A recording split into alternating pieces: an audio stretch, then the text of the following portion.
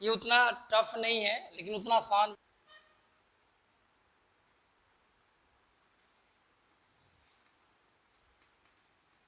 Complete page पे बनाइएगा, ऐसे करके, ऐसे करके बनाइए, बन जाएगा। कल याद होगा मैंने बताया था 3 सेल ऑर्गन्स में काम करता है ना, तो क्लोरोप्लास्ट, फिर ऑक्सीजोम, माइटोकॉन्ड्रिया। कभी कभी क्या किया एग्जाम में, 3 ही ऑप्शन देता है, इसको रोटेट कर देता है। रोटेट मतलब आपसे पूछेगा कि फोटो रेस्पिरेशन कहाँ होता है, क्लोरोप्लास्ट फिर ऑक्सीजोम माइटोकॉन्ड्रिया, माइटोकॉन्ड्रिया फिर ऑक्सीजोम क्लोरोप्लास्ट, फिर ऑक्सीजोम क्लोरोप्लास्ट माइटोकॉन्ड्रिया, फिर ऑक्सीजोम माइटोकॉन्ड्रिया क्लोरोप्लास्ट। कौन सा आंसर करिएगा? हाँ ऐसे करिएगा, सिस्टमैटिक पीसीए सीपीएम, क्लोरोप्लास्ट फिर ऑक्सीजोम माइटोकॉन्ड्रिया, ठीक है। ऐसे करके भी पूछा है, तो चूंकि सिस्टमैटिक सबसे पहले काम होगा क्लोरोप्लास्ट में, फिर होगा फिर ऑक्सीजोम में, फिर कहाँ पे होगा आपका माइटोकॉन्ड्रिया में।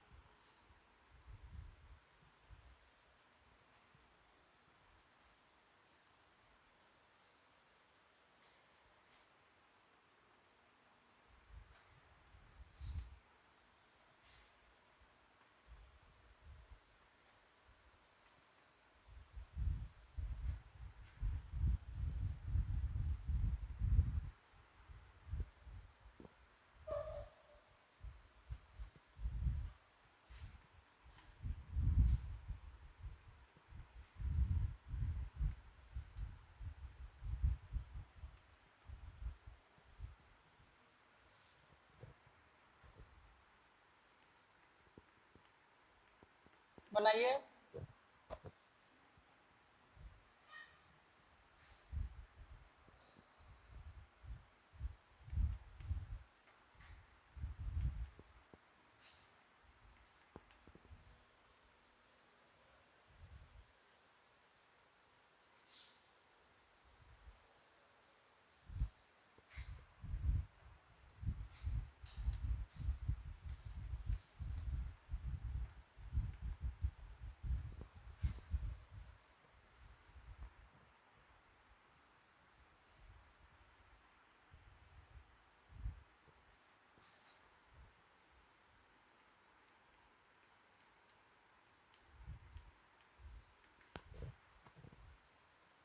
बना लीजिए।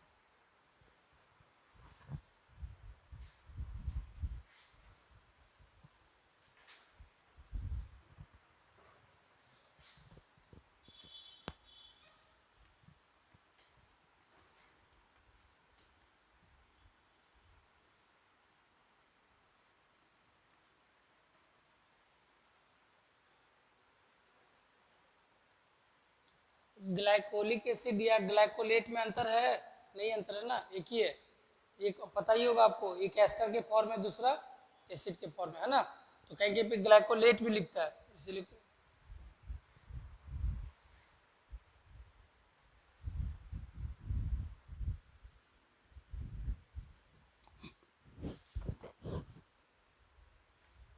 पान दुना 10 कार्बन हुआ। अच्छा यहाँ देखिए क्या बन गया, 2 फॉस्फोग्लिसरिक एसिड, कितने कार्बन का, 3 कार्बन का, 3 दूना 6, और ये देखिए 2 कार्बन का, 2 मोलकुल, 6 या 4 10 हो गया ना, 2 दूनी 4, 6 4 10, यहाँ पे कितना लेके चले 10, 10 आपको मिल गया। अब ये जो ग्लाइकोलिक एसिड है वो कहाँ ट्रांसफर कर गया आपका, ग्लाइकोलिक एसिड में। ग्लाइकोलिक एसिड जो है एक्चुअली ऐसे भी दिखाएगा बुक्स वगैरह में कि ग्लाइकोजाइलेट है, ग्लाइकोजाइलेट कन्वर्ट कर जाता है ग्लाइसिन में, और ग्लाइसिन फिर कहाँ ट्रांसफर कर जाता है, माइटोकॉन्ड्रिया। मैंने यहाँ पे डायरेक्ट दिखा दिया। मैंने क्या किया कि ये ऐसे भी दिखाएगा बुक्स वगैरह में कि यहीं पे ग्लाइसिन को बना देगा, फिर ग्लाइसिन को यहाँ पे लेके आएगा, उससे कोई अंतर नहीं पड़ेगा। यहाँ पे डायरेक्ट दिखा दिया नंबर ऑफ वो टर्म्स को रिपीट होने के चलते। अब देखिए ये जो ग्लाइकोलिक एसिड है वो ट्रांसफर कर जाता है पेरोक्सीजो में, लेकिन ये वाला जो है वो ट्रांसफर यहाँ पे नहीं करता, इसलिए ये रिएक्शन ये यहीं पे रह जाता है।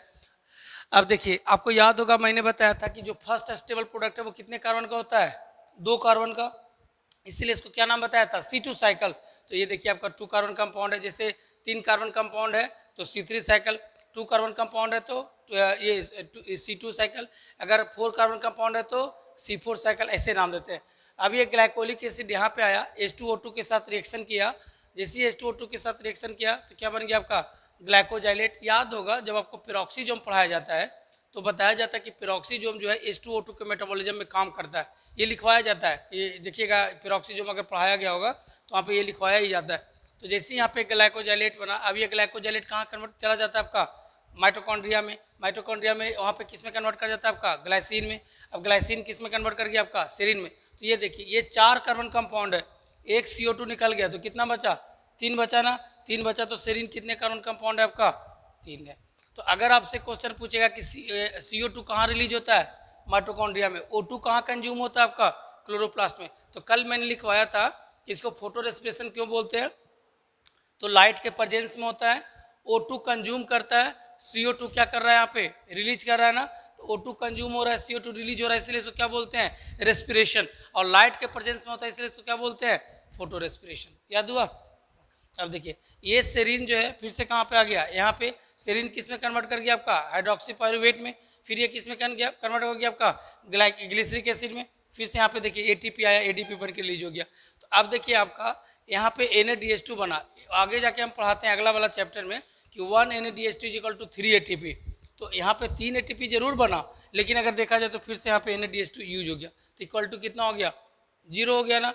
अच्छा हमने कल लिखवाया था कि जो फोटो रेस्पिरेशन है वो एक तरह का वेस्टफुल प्रोसेस है, बेकार का प्रोसेस है। क्यों, क्योंकि वहाँ पे ATP का फॉर्मेशन नहीं होता, बल्कि ATP क्या कहा जाता है, कंज्यूम किया जाता है। तो यहाँ पे देखिए ATP यहाँ पे क्या कर गया, कंज्यूम कर गया। तो ATP कंज्यूम कर गया तो इसलिए क्या होता है आपका, बेकार का प्रोसेस है। अगर किसी भी प्लांट में हो रहा है तो उससे कोई भी फायदा यहाँ पे नहीं है। क्लियर हुआ, यही तो था क्वेश्चन जो कल लिखवाया था उसी से बन जाएगा, बस इसको साइकिल इसलिए बताना पड़ता है ताकि आपको क्लियर हो जाए पूरा। अच्छा देखिए ये 3 कार्बन कंपाउंड आ गया ना, तो 6 यहाँ पे और 3 यहाँ पे, 9 हो गया ना, और 1 कार्बन यहाँ पे निकल गया, तो टोटल कितना हो गया, 10। 10 लेके चले थे ना आप लोग, 10 हो गया। लिखिएगा discovered by hatch and slack, hatch and slack, so also called Hatch and Slack cycle, first reported in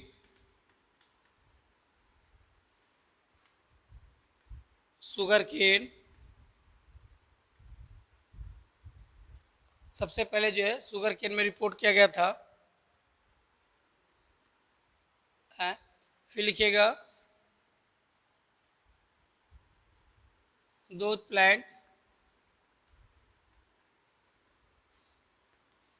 in which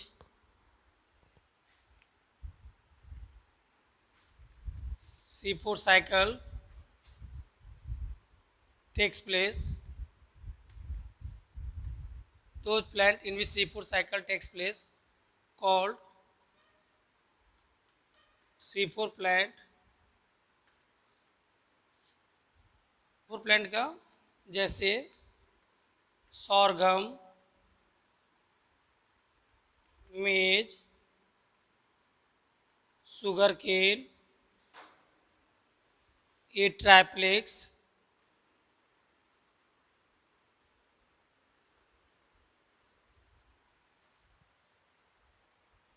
फिर लिखिएगा आगे first CO2 acceptor molecule phospho enol pyruvate PEP बोलते हैं शॉर्ट में, इंजाइम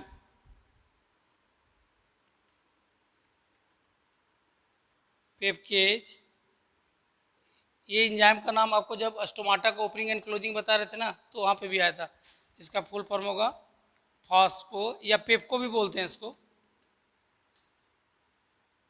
फॉस्फो इनॉल पायरुवेट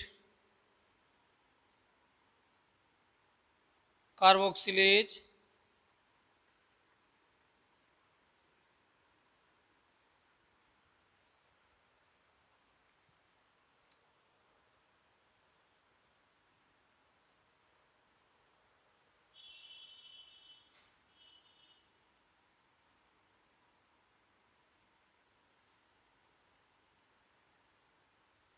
फिर लिखिएगा first stable product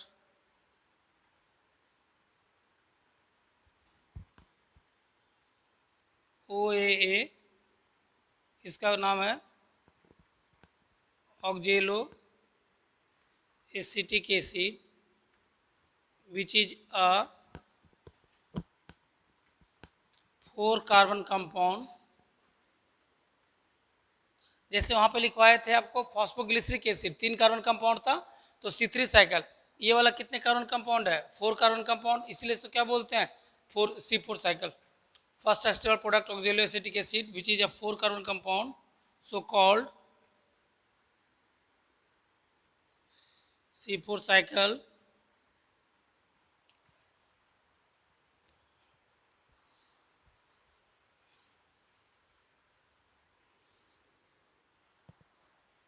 कहाँ पे होगा तो लिखिएगा टेक्स प्लेस इन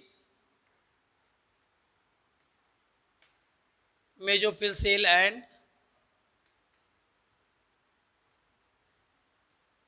बंडल सिथ सेल।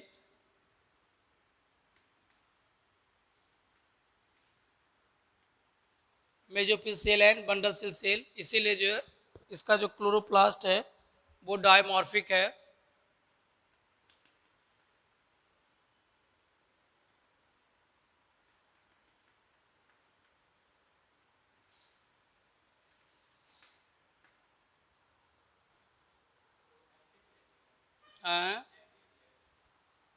ए ट्राइप्लेक्स ATRIPLEX, ए ट्राइप्लेक्स लिखा हुआ है ए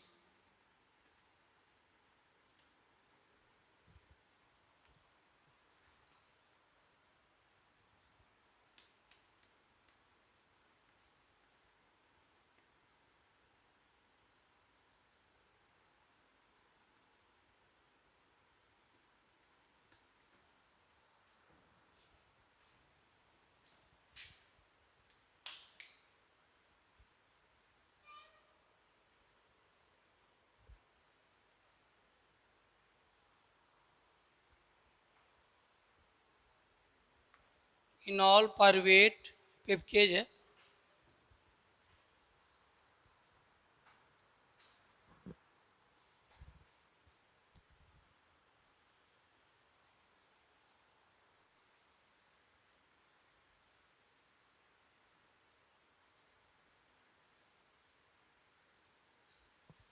लिख लिए।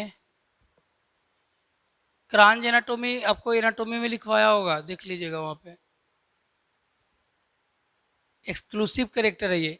एक लाइन और लिख सकते हैं, फोटो रेस्पिरेशन यहाँ पे क्या होता है अब्सेंट होता है। मैंने वहाँ पे लिखवाया था कि C3 और कैम वाला में पाया जाता है, C4 में नहीं पाया जाता। तो एक लाइन लिख लीजिए खुद से, फोटो रेस्पिरेशन यहाँ पे अब्सेंट होता है। ये भी मेन पॉइंट है। हम लोग बाद में हम लोग को बताया जाता है कि C4 साइकिल मोर बेनिफिशियल होता है C3 साइकिल से, तो इसका एक रीज़न ये भी होता है कि वहाँ पे जो है फोटो रेस्पिरेशन नहीं पाया जाता।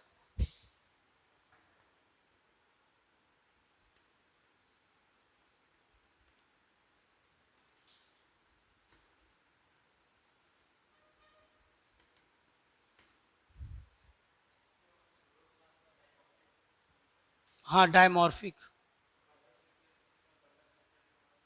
Bundle sheath cell, that is chloroplast is dimorphic लिखा हुआ है। डायमॉर्फिक मतलब दो तरह का हो गया ना, एक हो गया आपका मेजोफिल सेल में और दूसरा हो गया बंडल सिल सेल में। ये सब तो उसमें देखिएगा एनाटोमी में सब लिखवाया होगा, bundle sheath cell, mesophyll cell.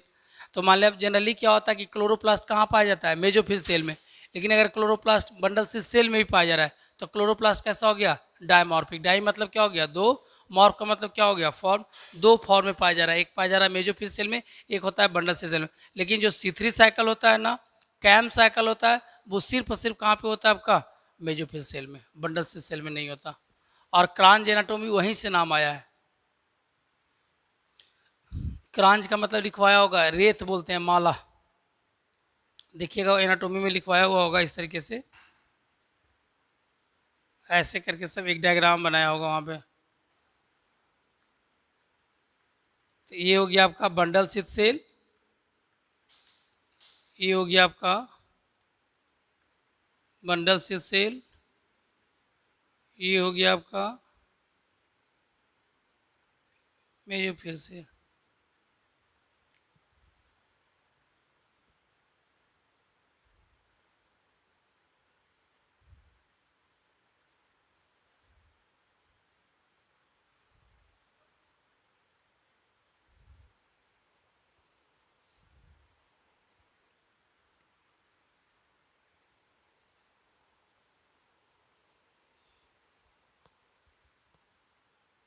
वही मैं पूछ रहा था एक्चुअली। ठीक है, दो प्लांट सेल का जो साइटोप्लाज्म है वो किससे कनेक्ट होता है, प्लाज्मोडेस्माटा से। चलिए बनाइए। सबसे पहले फॉस्फोइनॉल पायरुवेट है, कितना मोल, 6 हुआ। पेप को आपने इंजाइम दिया, बन गया आपका 6CO2 आपने यूज किया, बन गया आपका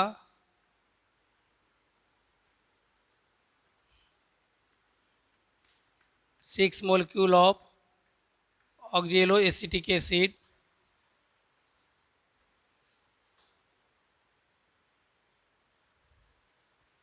ऑक्जेलो एसिटिक एसिड जो है चेंज कर गया ये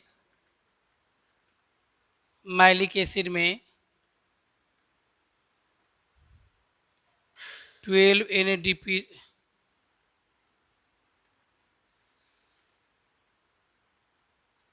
S2 था, 12 नहीं 6 ही दीजिए, यहाँ पे 6 है ना, 6 NADP प्लस जो है बन के रिलीज हो गया। अब ये जो मैलिक एसिड जो है यहाँ पे चल गया,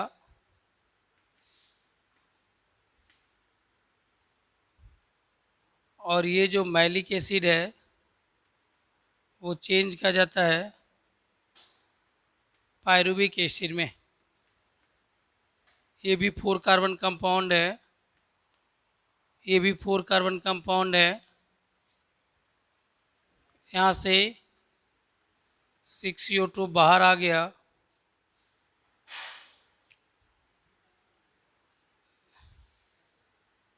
सिक्स NADP प्लस था, 6 NADPH2 बाहर हो गया।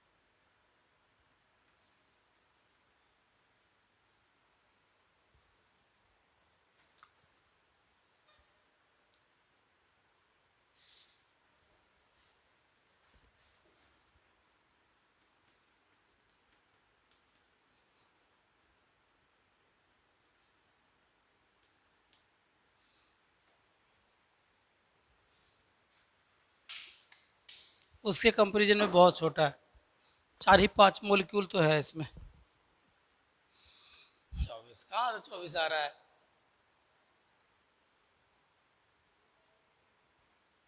कितना होगा बताइए? हाँ, 12,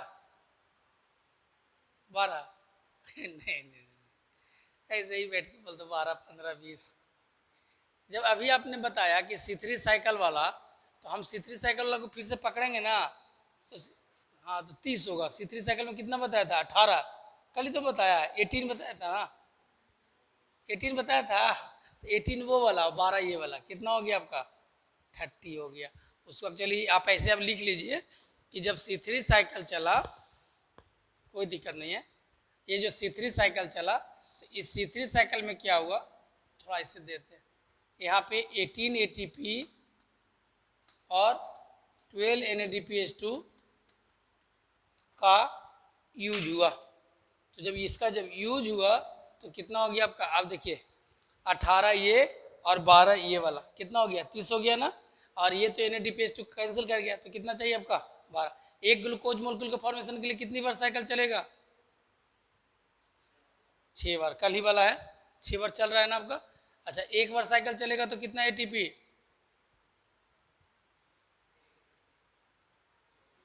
3। जब 30 है तो 3 कैसे होगा? आप ही बताइए। 5 बार ना, जब 5 बार ना, 30 है तो 6 बार चला तो 6 से डिवाइड कर दीजिए। NADPH2 कितना? 2 बार। 12 है तो 6 से डिवाइड करिएगा तो 2 बार। सब वही है, बस एक ऐसा नहीं कि कुछ अपने मन से उठा करके कहीं और से लेके आ रहे हैं, ऐसा कुछ नहीं है। जो दिखेगा वही बोलना है, कुछ अलग से ये नहीं कि 2 जी मेरे पास रखा हुआ है वो वाला जोड़ दो आप, ऐसा कुछ भी नहीं है। जो इसमें दिखेगा आप वही आंसर बोलिए, और वही आंसर है भी, कोई एक्स्ट्रा यहाँ पे माइंड नहीं लगाना। जो दिखेगा ग्राफ में वही चलना है। वो भी पिछला में भी वही था, उसके पिछला में भी वही था, यहाँ पे भी वही है। अब देखिए, हमने सबसे पहले लिखवाया कि फर्स्ट CO2 एक्सेप्टर कौन सा होता है? फॉस्फोइनॉल पाइरुवेट, दिख रहा है ना, फॉस्फोइनॉल पाइरुवेट। एंजाइम कौन सा यूज करते हैं? पेप्को। फर्स्ट स्टेबल प्रोडक्ट कौन सा बना? Oxaloacetic acid. कितने कार्बन कंपाउंड है? 4 कार्बन कंपाउंड। कोई दिक्कत? अच्छा, अब देखिए, छेतिया 18 अच्छे 24, 4 कार्बन कंपाउंड, 6 24 आ गया आपका। फिर देखिए, फिर से क्या बन गया आपका? Malic acid. मैलिक एसिड कहाँ पे चला गया आपका? बंडल से सेल में। मैलिक एसिड किस में चेंज कर गया आपका? पायरुबिक एसिड में। 6 24, 24 में से 6 निकल गया, कितना बचा? 18। ये देखिए, पायरुबिक एसिड कितने carbon compound? 3 carbon compound. 6 into 3 कितना हो गया आपका? 18 हो गया। कोई दिक्कत? फिर से पायरुविक एसिड कहाँ पे आ गया आपका? यहाँ पे आ गया। फिर से देखिए, ATP आया, ADP बन के रिज्यू हो गया, क्या बन गया आपका? फॉस्फोइनॉल पायरुवेट हो गया। कोई दिक्कत? कितना आसान था। वो रिएक्शन वगैरह लिख लीजिए सब फटाफट, जैसे कल लिखवाया था उसी तरीके से। अब क्लियर हो जाएगा ना, कितना ATP वगैरह कितना जो। अच्छा, पूछेगा ग्लूकोज कहाँ बना? मेजोफिल सेल में कि बंडल सेल में? बंडल सेल में। ये C3 साइकिल कहाँ पे हुआ? बंडल सेल में। सब यहाँ पे दिख रहा है। और इसको नहीं जोड़ना है, ये जितना यहाँ पे यूज किए उतना ही यहाँ पे आपको मिल गया। ये देखिए, यहाँ पे मिल गया ना आपको, तो यही तो CO2 फिर यहाँ चला गया, ये CO2 NADPH2। 6 फॉस्फोइनॉल पायरुवेट है प्लस 6 CO2 है, कितना ATP? 30 ATP ना, प्लस 12 NADPH2। एंजाइम दिया आपने पेप्को या पेपकेज, बन गया आपका glucose plus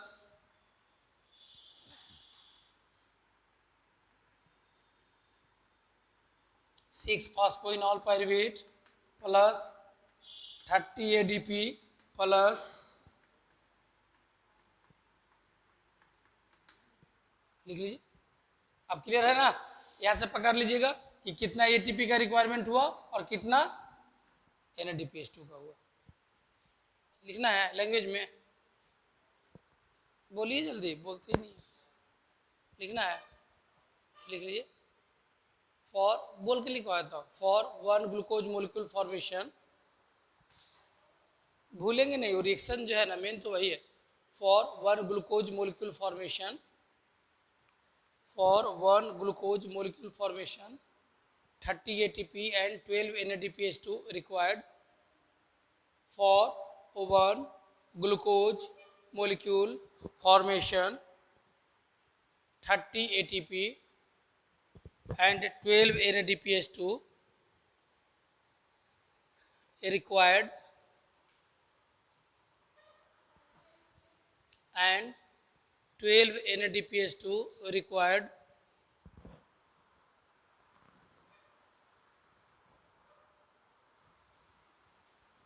thirty ATP and 12 NADPH2 required.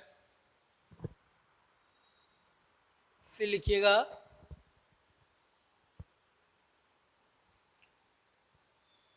Glucose form, ये फिर लिखिएगा for one glucose molecule formation, for one glucose molecule formation 6 times C4 cycle takes place.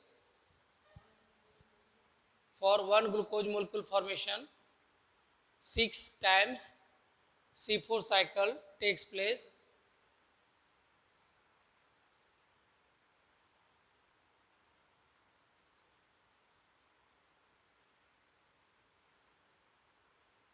और अगर एक के लिए पूछेगा तो डिवाइड कर दीजिएगा, ठीक है ना। हाँ, उसमें 18 ATP में, सॉरी 30 ATP में डिवाइड कर दीजिएगा। वो सब भी लिखवा दे, वो सब भी एक बार चलेगा तो कितना, लिख लो यार, सब लिखिए, लिख लो, लिख लीजिए। For one PEP molecule carboxylation, for one PEP molecule carboxylation, one PEP, P लिखा हुआ है ना, phosphoenol pyruvate, for one PEP molecule carboxylation, carboxylation, for one PEP molecule carboxylation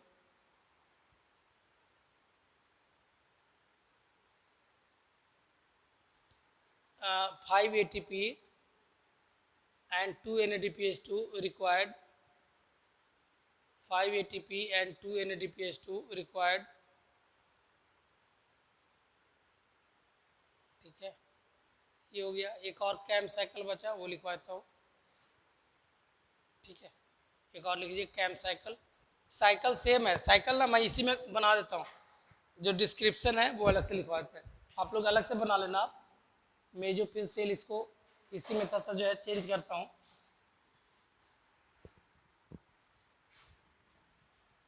यहाँ पे एक जगह पे नाइट कर लीजिए, यहाँ पे डे और नाइट, मेजोफिल नहीं, यहाँ पे सिर्फ मेजोफिल सेल होता है।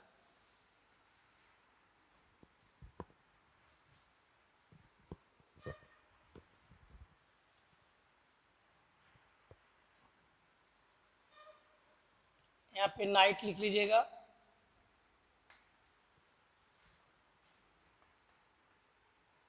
यहाँ पे डे लिख लीजिएगा।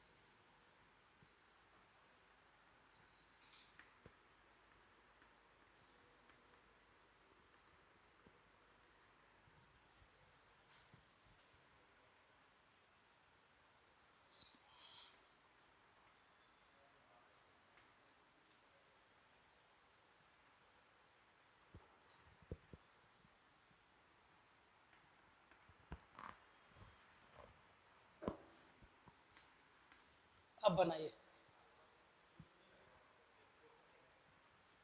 जरूर लगा होगा, क्यों नहीं लगेगा। बाकी सब सेम है। अरे अंतर नहीं हुआ, नाइट और डे कर दिया बंडल से। वो अब लिखवाएंगे ना फिर, अभी अंतर क्या है, अभी तो साइकिल बनाया, अंतर अब ना लिखवाएंगे, बहुत अंतर है। यहाँ पे सिर्फ मेजो पीस सेल में काम करता है, यहाँ पे बंडल से सेल नहीं होता। साइकिल सेम है लेकिन वो जो मैकेनिज्म है वो अलग है।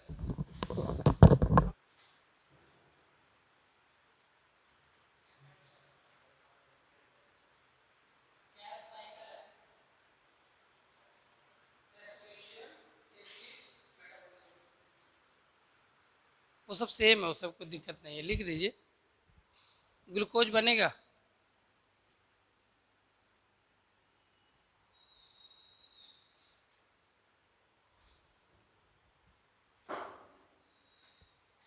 देखिए बाकी कॉन्सेप्ट तो सेम ही हो गया।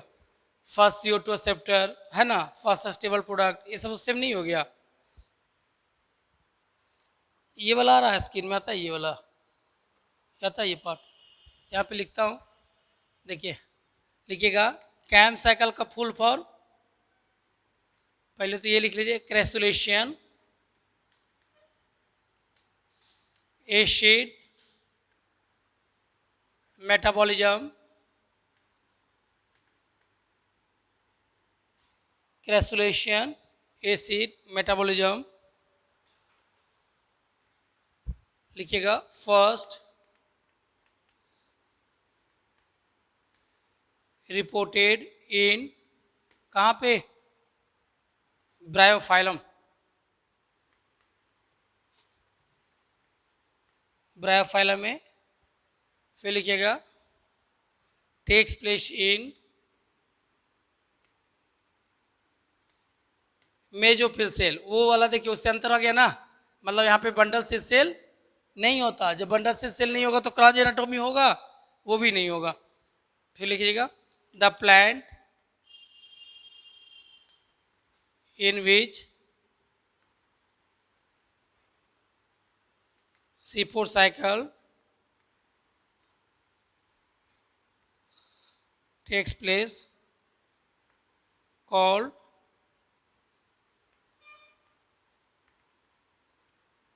CAM plant,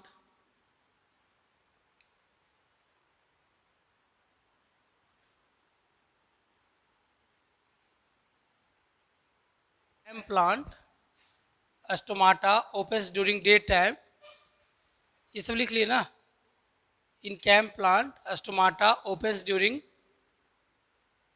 night, stomata opens during night and closed at daytime,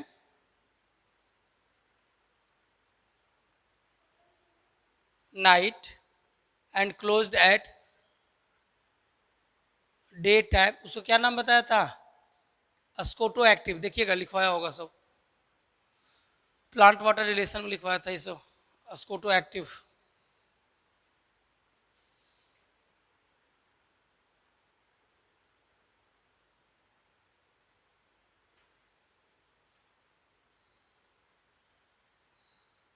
ठीक है। अच्छा फर्स्ट स्टेप, ये फर्स्ट CO2 एक्सेप्टर लिखवाना है सब, है यही है फर्स्ट, सब बाकी सब सेम है, ये सब सब ठीक है। जो रिएक्शन लिखवाया था वो भी सेम है, आप एकदम उसको ट्रू कॉपी लिख सकते हैं आप, कोई दिक्कत नहीं है। अच्छा इसको बोलते क्यों है क्रेसुलेशियन एसिड मेटाबॉलिज्म, कहाँ पे होता है ये, तो लिख लीजिएगा takes place in Crassulaceae family, ये जिस फैमिली में होता है उसका नाम है Crassulaceae family, takes place in Crassulaceae family. Crassulaceae family में कौन सा आता है, जितने भी सैक्लेंट प्लांट है, जैसे अपुंसिया हो गया, जैसे में अपुंसिया, अगेव हो गया, सेंसरवियरिया हो गया, ब्रायोफाइलम हो गया, पाइन एप्पल हो गया, ये सब लिख लीजिए, इसका एग्जाम्पल है। बेल्वेट्सिया हो गया,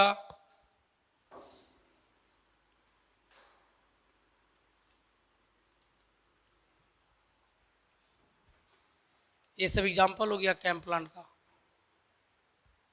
अच्छा, ये जो मैलिक एसिड बनता है ना, इसको बोलते हैं एसिडिफिकेशन। और मैलिक एसिड का डे के टाइम में कन्वर्ट हो जाना पायरुविक एसिड में, इसको बोलते हैं डी एसिडिफिकेशन।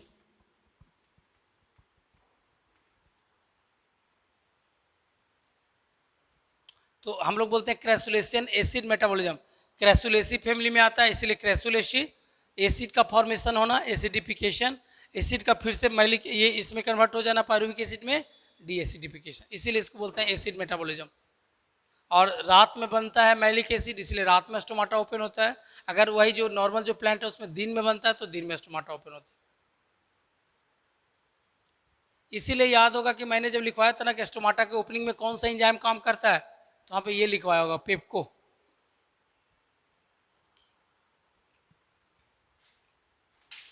लिखा गया, सुधार लीजिए। हाँ, ब्लंडर है ये तो।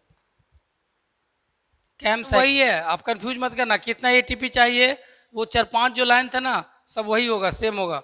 अगर लिखना होगा तो वो वाला लिख सकते हैं, फर्स्ट स्टेबल प्रोडक्ट, इंजाइम कौन सा यूज करते हैं, फर्स्ट CO2 एक्सेप्टर, वो रिएक्शन जो लिखवाया वो सब एकदम सेम था, कोई अंतर नहीं है ना। तो कल से पढ़ाऊंगा 12th वाला। हाँ।